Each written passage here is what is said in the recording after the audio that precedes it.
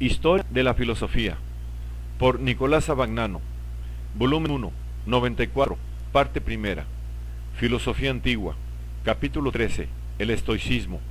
90, la escuela estoica.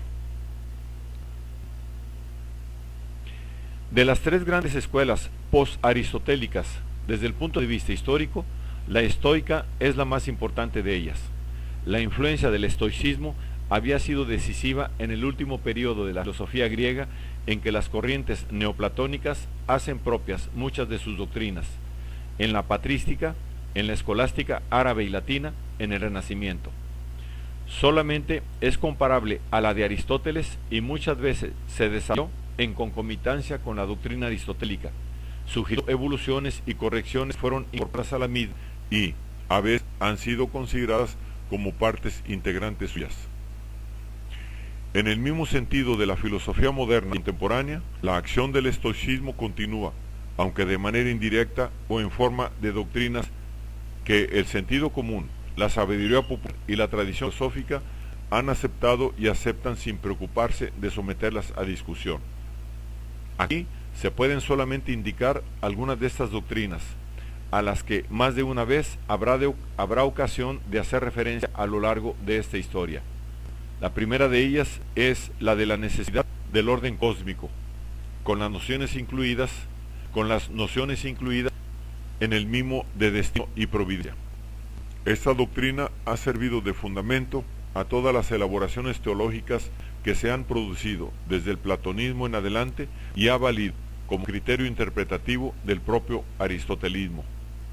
La definición de la lógica como dialéctica, la teoría del significado, de la proposición y del razonamiento inmediato han dominado el desarrollo de la lógica en los últimos siglos de la Edad Media, constituyendo una segunda parte de la lógica misma como continuación a la derivación aristotélica, y han contribuido a partir de los mismos antiguos aristotélicos a integrar o interpretar las teorías lógicas aristotélicas. Las doctrinas del ciclo cósmico o del eterno retorno y de Dios como alma del mundo han constituido y constituyen todavía un punto constante de referencia de las concepciones cosmológicas y teológicas. El análisis de las emociones y su condena, el concepto de la autosuficiencia y de la libertad del sabio, se han mantenido y se mantienen entre las formulaciones más típicas de la ética tradicional. La ética kantiana se refiere estrictamente a la noción del deber elaborada por los estoicos. La noción de valor, hallada también por ellos, ha resultado fecundísima en las discusiones éticas. La identificación de libertad y necesidad, el cosmopolitismo, la teoría del derecho natural, son doctrinas cuya importancia y vitalidad es poco menos que inútil subrayar. El fundador de la escuela fue Zenón de Citium, en Chipre. Se conoce con verosimilitud el año de su nacimiento, 336 o 335 a.C., y el año de su muerte, 264-263 a.C. Llegado a Atenas alrededor de sus 22 años, se entusiasmó leyendo los escritos socráticos, los memorables de Jenofonte y la apología de Platón, por la figura de Sócrates, y creyó haber encontrado un Sócrates redivivo en el cínico Crates, de quien se hizo discípulo. Luego fue discípulo de Estilpón y de Teodoro Crono. Alrededor del 300 a.C. fundó su escuela en el Pórtico Pintado, por lo cual sus discípulos se llamaron estoicos. Murió de muerte voluntaria, como bastantes otros maestros que le sucedieron. De sus numerosos escritos sobre la vida según la naturaleza, sobre la naturaleza del hombre, sobre las pasiones, etc., solo nos quedan fragmentos. Sus primeros discípulos fueron Aristón de Quíos, Erilo de Cartago, Perseo de Citium y Cleantes de Asos, en Tróada, que le sucedió en la dirección de la escuela. Nacido en el 304 o 303 a.C.